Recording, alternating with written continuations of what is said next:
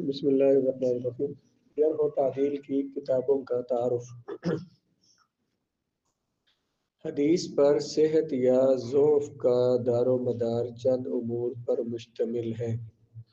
حدیث کو جو صحیح کہتے ہیں یا کسی حدیث کو ضعیف کہتے ہیں تو اس کی چند وجوہات ہیں۔ کس وجہ سے حدیث کو صحیح اور ضعیف کہتے ہیں؟ راویوں کی عدالت کی وجہ سے، راویوں کی ثقاہت کی وجہ سے، اور ان کا ضبط یا ان کی عدالت اور ضبط میں طعن۔ حدیث کو صحیح کہتے کس وجہ سے؟ راویوں کے عادل ہونے کی وجہ سے، کہ راویوں کے ثقہ ہونے کی وجہ سے، اور ان کا ضبط اور حافظہ صحیح ہونے کی وجہ سے۔ اور حدیث پر جرح کیوں کرتے ہیں؟ جب راویوں کے ضبط پر طعن ہوتا ہے، اعتراض ہوتا ہے، یا ان کے اس پر عدالت پر اعتراض ہوتا ہے تو اس حدیث پر جرح ہوتی ہے۔ کیا بات کہی ہے بلا حدیث پر؟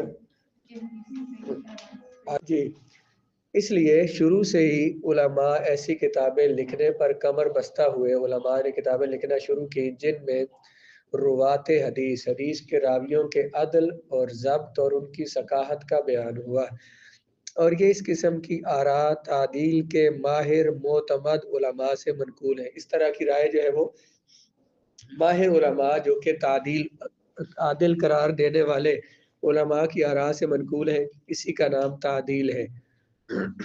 اس لیے علماء نے کیا کیا کہ حدیث کے راویوں کے عدل اور ضبط اور ان کی ثقاہت کا بیان کیا، ان کے ثقہ ہونے کا بیان کیا، اور ماہر علماء نے اس پہ کام کیا۔ اسی کو کہتے ہیں تعدیل، راویوں کی تعدیل کرنا۔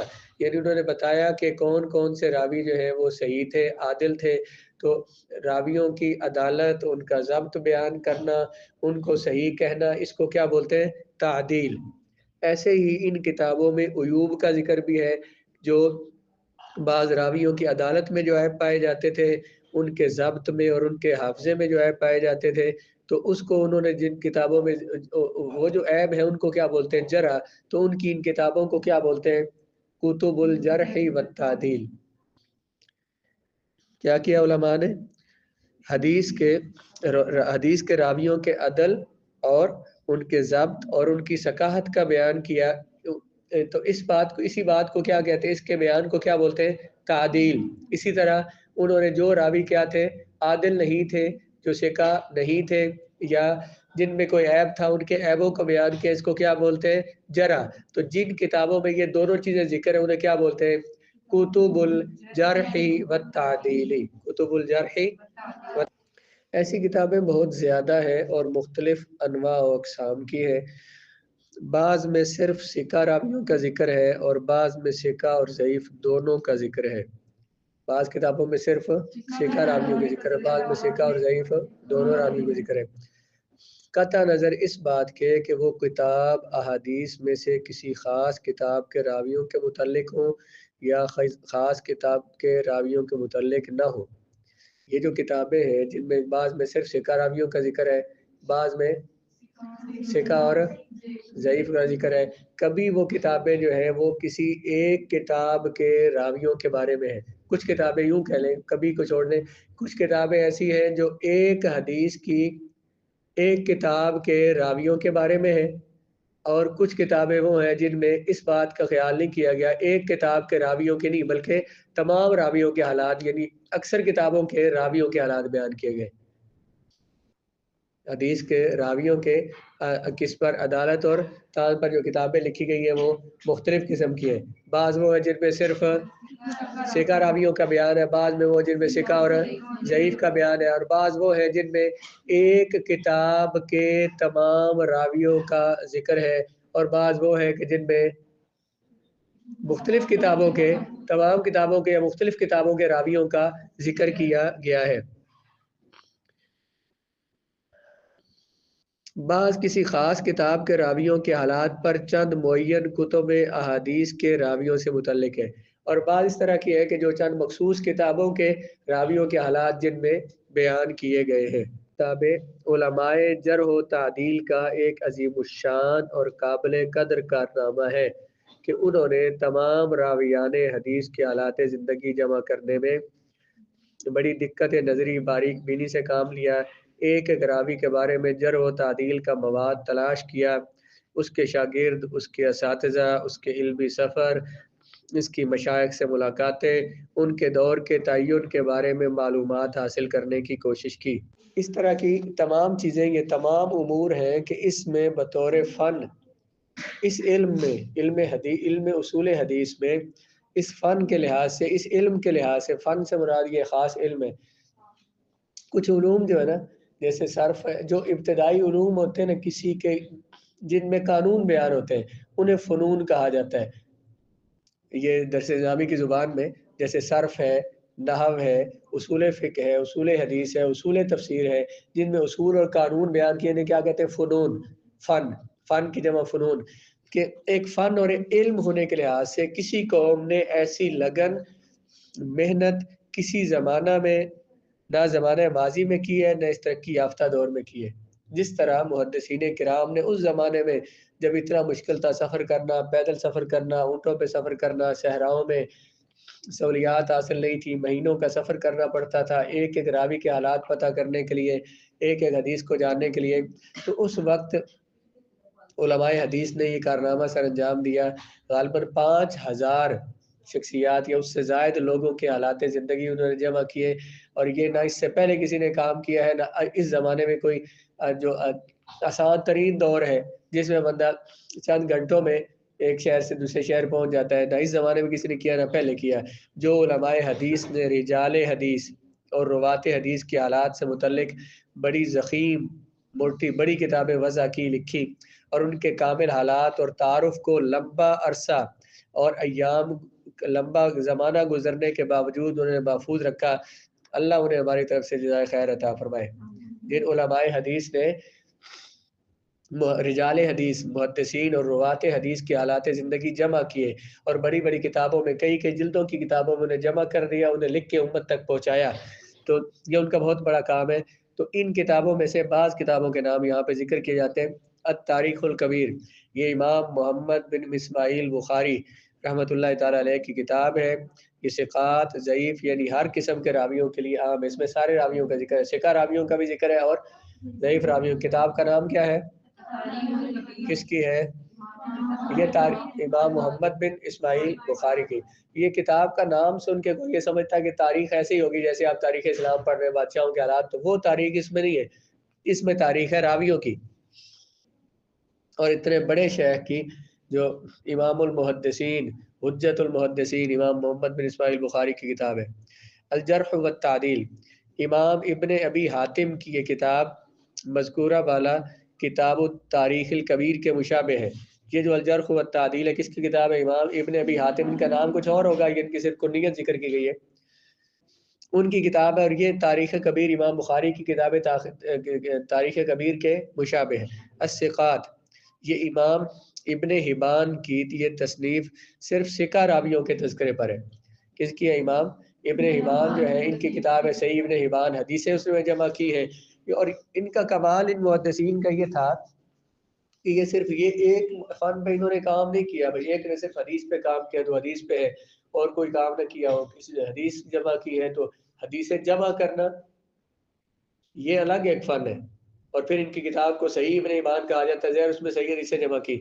اصول حدیث جو یہ الگ فن ہے جو حدیث کے لیے، اس پہ انہوں نے الگ سے کام کیا۔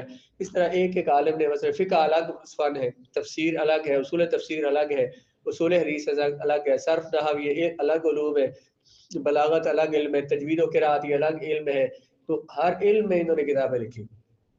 امام جلال الدین سیوطی رحمۃ اللہ تعالی علیہ، جن کا نام یہاں پہ اصول حدیث کی کتابوں میں کئی دفعہ ہے، امام جلال الدین کو جس فن میں دیکھے تو کتابیں انہوں نے تفسیر لکھی، ایک تفسیر لکھی ہے تفسیر الدر المنصور، پورے قرآن کی تفسیر ہے۔ ایک انہوں نے تفسیر لکھی ہے تفسیر جلالین کے نام سے، 15 سپاروں کی تفسیر ہے۔ اصول تفسیر پہ کتابیں لکھی ہیں، اصول تفسیر پہ سب سے بڑی کتاب الاتقان فی علوم القرآن، امام جلال الدین سیوطی کی کتاب ہے۔